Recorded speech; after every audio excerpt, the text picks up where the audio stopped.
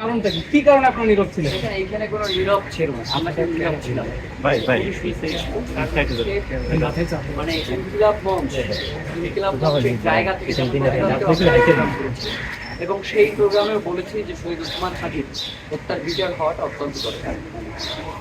তো এখন যেই ব্যাপারটা আপনাদের সামনে পরিষ্কার করা দরকার সেটা হচ্ছে গত 4 মাসে কেন আমরা এই কাজগুলো নিয়ে করলাম। দেখেন, সরকার আমাদেরকে বলছে যে তিনি এই ব্যাপারে যথেষ্ট আন্তরিক, এবং আপনারা দেখেছেন না যে যখন পররাষ্ট্র পর্যায়ে বৈঠক হইল এবং খুনিদেরকে ফিরিয়ে আনার ব্যাপারে পররাষ্ট্র মন্ত্রণালয় থেকে বলা হইল যে ভারত সম্মত হয়েছে, তখন একরমত শহীদ ওসমান হাদির খুনি আমাদের কি বানানো হয়েছে, এরকম একটা ব্যাপার দেখছে না।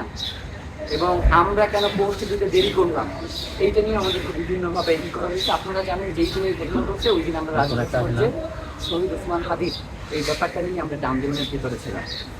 তো সরকারের পক্ষ থেকে আমাদেরকে সুস্পষ্টভাবে জানিয়েছে যে সরকার এই ব্যাপারে আন্তরিক এবং তারা খুনিদেরকে ফিরিয়ে আনার ব্যাপারে তারা সর্বোচ্চ চেষ্টা করছে, তারা কিছুটা সম্মানিত।